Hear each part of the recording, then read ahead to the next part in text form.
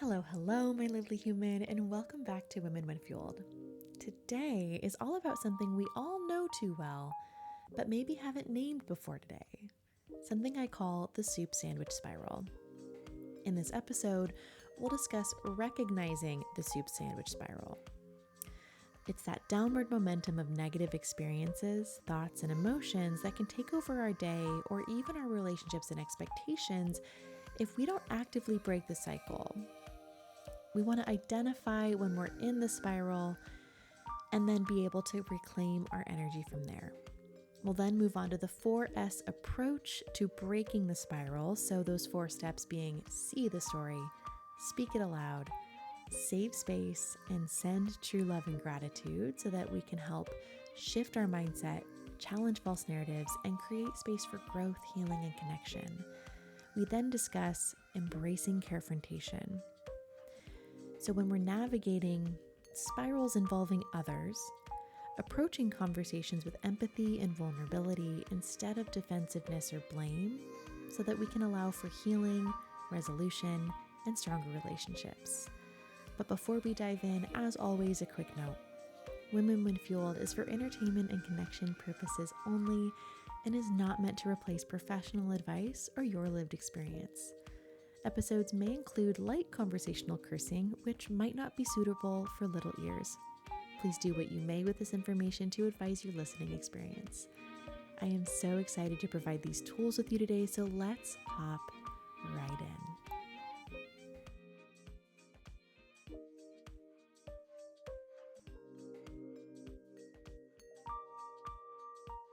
in. Okay, today I want to talk about something that I call the soup sandwich spiral. And if you're wondering what in the world that freaking means, it's very lax, if you will.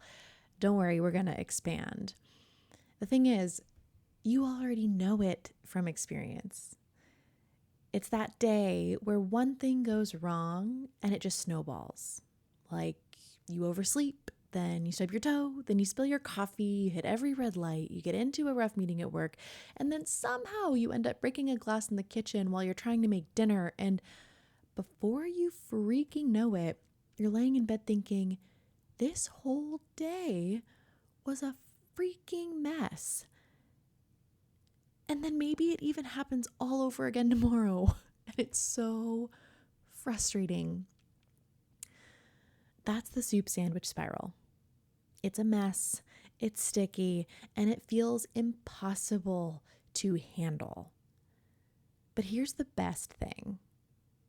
You can get out of it if you're stuck in kind of a perpetual cycle. And today, I'm going to tell you exactly how. A soup sandwich spiral is more than just a bad day. It isn't just about circumstances. It's not even just a series of unfortunate events that make you want to throw in the towel by noon. The spiral is everywhere. It's your energy around that. Because sometimes we have days that are a hot mess, but you kind of laugh it off. You're like, you know what? C'est la vie. Here we are. But sometimes you know the feeling. It just sucks the life out of you. It's everywhere at that point. It's in your thoughts. It's in our relationships, our expectations of both ourselves and others.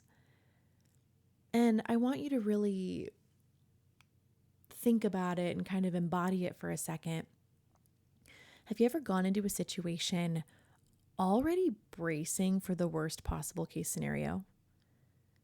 Like, very vivid example. Maybe you're heading into a family holiday, and the last time you saw Aunt Susan, she made kind of a snide comment about your dietary choices. So now you're already preparing for battle. You're pre-playing all of the possible awkward moments in your head. You're marinating in frustration before anything has even started, before you even freaking packed your bag. You're sitting there frustrated. And here's the wild part. None of it's happened. By the time you walk into that room, you've already closed yourself off. You've already decided how things will go. You've already let that spiral pull you down before the moment has even had a chance to be something different. And that's probably the most insidious part of this, is that when we allow for ourselves to get stuck in the spiral and we allow it to become part of our personality and then a big chapter of our life, hopefully it's just a chapter, but maybe you're just that person now. The spiral is a sneaky thief, if you will, or it can be a sneaky thief. And that's just the power of downward frequency. We all do it, but some of us have learned how to break the cycle. And that's what we're here to talk about today. So there is a 4S method to breaking the soup sandwich spiral, because I love a good alliteration. The 4S approach is here so that you can snap out of the soup sandwich spiral. Just so many S's in this episode, it's going to drive you crazy. But these 4 steps will help you regain control over your energy, your emotions, and your momentum in your day, in your life, in your relationships, hopefully all of it if you really harness them appropriately. So, number 1 is to see the story. Every spiral starts with a story we tell ourselves. And Brene Brown really coined this tool of the phrase, the story I'm telling herself. And I believe it's the book Rising Strong. Correct me if I'm wrong, that's okay. But if you wake up late, maybe your story is I'm lazy or undisciplined. If you have a rough meeting at work, the story might be I'm incapable and bad at my job. And if you're bracing for that family holiday or family dinner or whatever it is, something, insert circumstance you're uncomfortable with other people, the story might be they think I'm selfish and annoying. But here's the truth. These are stories. They're not facts. These stories, they're shaped by past experiences, by our fears, and our assumptions. And we all know what they say about assumptions. So the first step is to recognize them. Start by literally saying to yourself, the story I'm telling myself is, and then fill in the blank. And even just this step alone, this small shift, creates distance between you and that narrative. It allows you to step back and see if the story is real or if it's just a creation of your mind. And frankly, the story can be a little bit of both.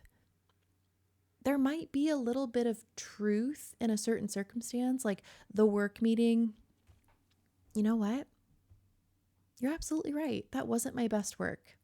I let my personal life get in the way of my work product, and I'll do my best going forward. Like it can be a give and take. There can be a little bit of truth and a little bit of hyperbole done by your mind. But that doesn't mean that you're going to get fired from your job necessarily, if that makes sense. Now, step number 2 is to speak it aloud. So once you've identified the story, I want you to actually speak it. And even if this is a story that you're simply telling yourself and it has nothing to do with anyone else, I actually do want you to say it aloud. And here's why. When you verbalize your thoughts, you take them out of your head and into the real world where they can be examined. You could even write it down if you're feeling crazy.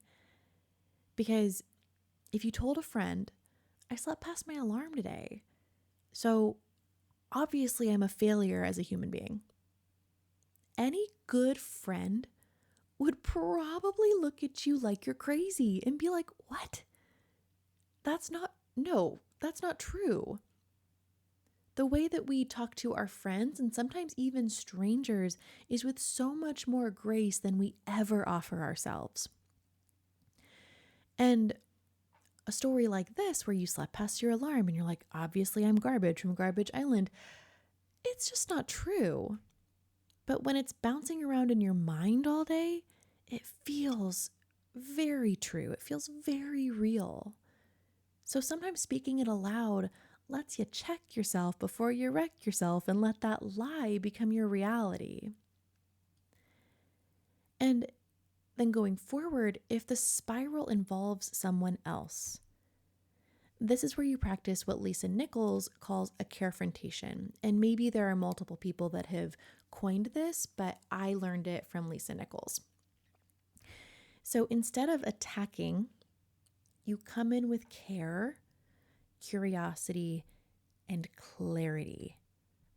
The approach and your energy behind the interaction is the key difference between a confrontation and a carefrontation, because often when we go to confront, we are on the offensive. You're not playing on the same team as the other person you're talking to. And sometimes you don't even necessarily have in mind what your goal is from the conversation. So in a carefrontation, again, it's that care, it's that curiosity, and it's that clarity. Because you do genuinely have an idea of, oh, my goal is repair here if there's a problem, or clarity if I've made all of this up. So you might say something to this person. I've practiced this, and I often find that the story I have is at minimum not the whole truth, and at its best that it wasn't true at all. So you might say something like, hey, so-and-so, Aunt Jen, I'm working on being more aware of the stories I tell myself. And right now, I keep hearing that you think I'm selfish. Can we talk about that? And a very personal one for me was like, let's just dive into a moment with me. I was teaching an event, Pilates in the park here in my town, and it was at this big pavilion, and I was really nervous, and there were a bunch of people, probably like 50 or so. So for me, a bunch lately, because in the studio setting, there's never, ever more than 20 people, ever. Like that's pushing it, probably closer to like 10. And these were all people I didn't know, apart from a select few, like a couple of clients that had come and a couple of family members that had come. And my aunt, she wouldn't mind if I said her name, my Aunt Allie, she kept looking at me because I was teaching, obviously. But the story I told myself was that she wasn't enjoying it. The story I told myself was that she was frustrated with me, or that she thought I was silly, or whatever. I read her face as one of disapproval. I read her face as something of, you're garbage from Garbage Island. And I had just started this practice of speaking it aloud so that I could kind of de-weaponize my brain, if you will. So as I was driving home that evening, and so was she, I called her and I just was very straightforward. Hey, I'm in the practice of confronting the thoughts in my head. And the thought I have, the story I'm telling myself about today, is that I upset you in some way, and that you were thinking mean things about me. I don't remember exactly what I said, but it was basically, hey, I'm telling myself this story that you're upset with me, are you? And she said, oh my gosh, no. I was plotting about how great this was because I think you need to teach things like this on big stages. I think that class was so accessible that you could teach it at a conference, and it could really, like, you could be one of those speakers at an event that pops on in the morning to move their bodies and get them in their own body and whatever. And maybe in the afternoon, you're talking motivationally. And so she was dreaming for me. It was literally the opposite. She thought I was doing a bad job, but in reality, she saw me as so much more capable than I saw myself in that moment.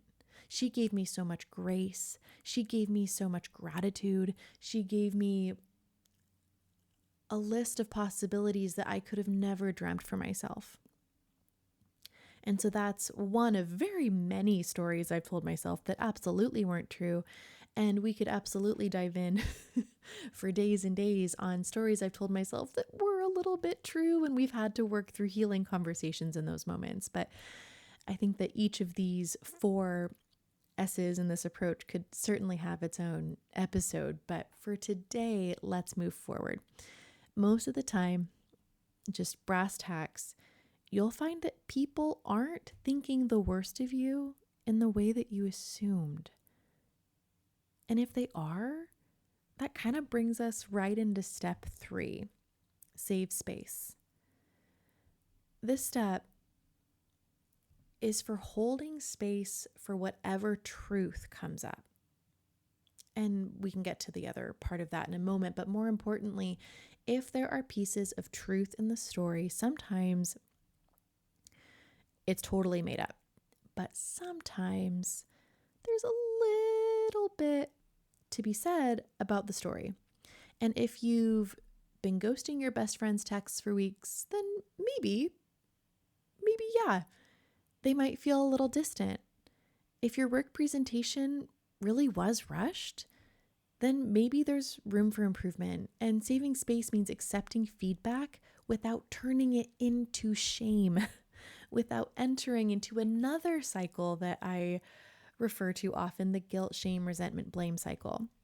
It means saying, okay, I see. And now I know how to grow from it. So sometimes the story you're telling yourself has no truth in it, like the one that I just shared a moment ago about Pilates in the park. There was literally 0 ounces, negative ounces of truth in that story I was telling myself. And that was in reference to another person, what I was perceiving of another person. Sometimes the story is simply within yourself, like when you wake up late and, wow, my house is really just a mess. And the story you start telling yourself is that you're lazy, incompetent, incapable. You just slip into guilt, shame, resentment, blame. You start trying to point fingers at your partner for if they just cleaned up more, then maybe I could be better. And pause. You are fully capable. You are fully competent. And those facets of your story are false. But also, saving space is all about approaching with carefrontation, approaching with that curiosity of where we can go from here, how we can grow through this experience. And when there is that little bit of truth, being able to see it, when there is 0 truth internally, I have this practice, I think that I've talked about it a couple times, where I have very specific images for what I refer to as the 3 negotiators. And the 3 negotiators are your inner child, your inner critic, and your limited self. And in my coaching, I have you create vivid images for each of these versions of you. Like, take a picture from when you were anywhere between 3 and 7 years old. Like, one might just come to your head from a family photo album. Use that. That's your inner child. They have a role here. Now, your inner critic is the person that is always like, here she goes, bringing a vegetarian, like bringing a salad to whatever family dinner when we're having this barbecue, and like, is my salad not good enough for her? Oh my goodness. Like those kind of, like, I named mine Prim for prim and proper because she's really kind of just an asshole. Like, she's just sitting in the corner with her hair perfectly coiffed and her outfit is perfectly pressed, and she's just mean. Like, who even invited her to this party? That's your inner critic. She plays a role here. And then your limited self, for me, my limited self is my version at her most depressed. So in those seasons where my hair hasn't been washed in way too long, I had a really hard time convincing myself to brush my teeth this morning or to change into clothes that I didn't sleep in. My house is a mess. We've been surviving on chicken nuggets, all of us, for a week. And just like the story goes on, like there's just a very vivid image, and she's terrified. That's your limited self. And all 3 of these versions of you are your 3 negotiators. So when you're pursuing your best life, they're going to chime in with their past experiences, the hurts that they've earned, the stories they've been told, and their conditioning in order to try to persuade you otherwise. And in this moment of saving space, the story you're telling yourself might be from one of them. It might be that you're finally choosing to be a bit more health conscious, and the story you're telling yourself as you chose to go through a drive-through today instead of eat the salad in your fridge, whatever the choice is, the less nourishing choice, you make that out of convenience. The story you might tell yourself is, there she goes again. She's the least consistent. Wow, she's really just never going to turn her life around, is she? For me, that's my inner critic. She's the one that's just a nasty gram at all times. And I have to look at the story and say, that's not my truth anymore. And I have to save space for that version of myself because she believed that there was a perfect version of herself that she could achieve. The hurt that I carried was perfectionism, and that's what brought my inner critic about. I believed that if I pushed hard enough, if I learned enough, if I worked hard enough, if I had enough certifications, I could be perfect, and that I would make everyone around me happy and no one would have anything bad to say if I just worked harder. And I often have to save space for the lies that my inner critic, inner child, and limited self are telling me in certain moments, and save space for like, hey, you've earned this hurt. I see you and I love you. And I've got this. We're okay. The end. So saving space for truths when it comes up in the stories that you have with others, but also saving space for the hurts that you've encountered in your life that led you to this moment of like, oh, wow, she is loud today. My inner child is so scared today. Because the three negotiators, their jobs are to keep you comfortable, the same, and safe. And they tell a lot of big stories to keep you there. And so going into number 4, send love and gratitude. More importantly, send true, capital TRUE, love and gratitude.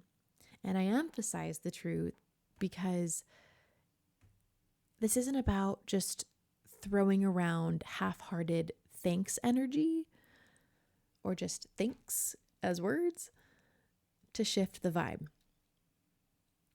It's about embodying deep, real gratitude in this moment. Gratitude for yourself, for the people in your life, for the opportunity to grow, and for the chance to shift your energy in the moment. And again, I emphasize the true because I used to think I knew gratitude until I actually felt it on a soul level. It's not just the superficial, logical thinking brain. It's a genuine energy shift. It's recognizing that you have the power to change your day from turning into a full downward spiral, or at least to perceive it differently.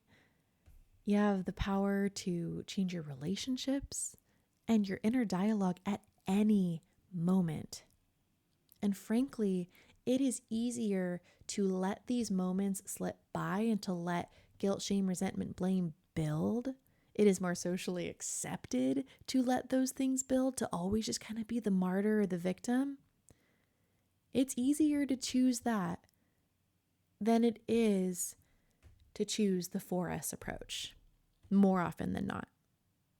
It is certainly simpler to just let your stories be truth, to hold others completely incapable of change, and therefore to hold yourself completely incapable of change. It is way easier.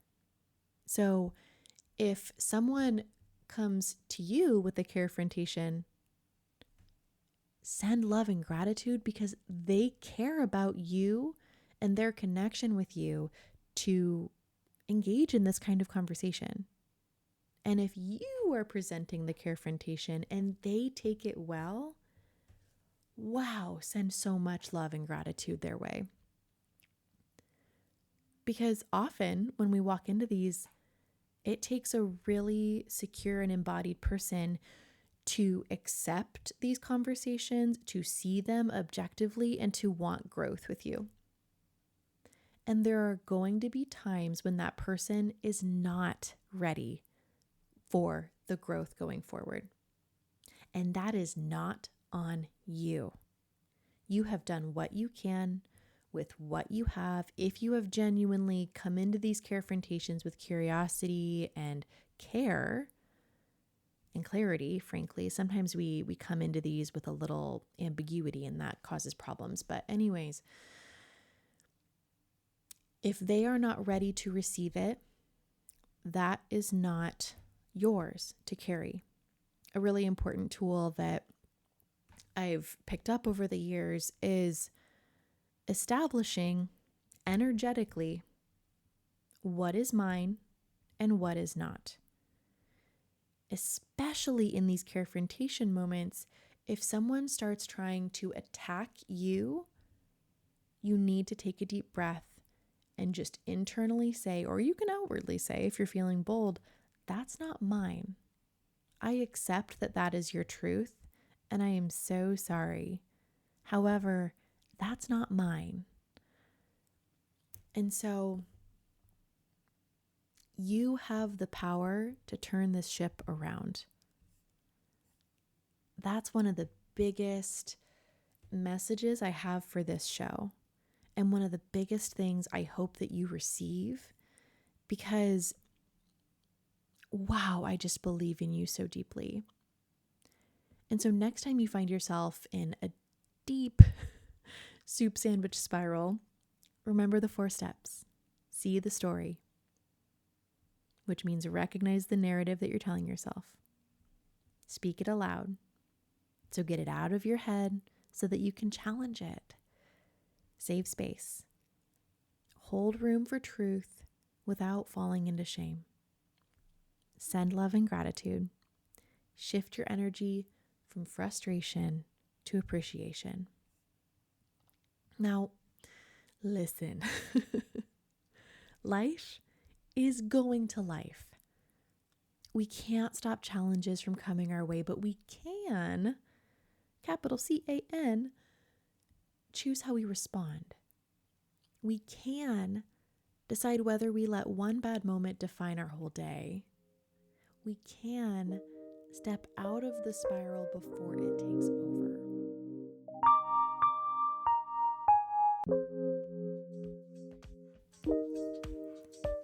And that is the soup sandwich spiral. If you found yourself nodding along, feeling seen, or realizing you might just be caught in a soup sandwich spiral right now, take this as your sign to break free. You have the power to shift the narrative, reclaim your energy, and choose a different path. If this episode spoke to you, I would love to hear about it. Screenshot and share it on Instagram by tagging me at It's Butler and or at Women When Fueled. And let me know your biggest takeaway from today. If you haven't already, be sure to subscribe, rate, and review Women When Fueled. It helps us bring more conversations like this to incredible women like you. Until next time, stay fueled, stay present, and remember, your joy is worth it. You're doing a great job.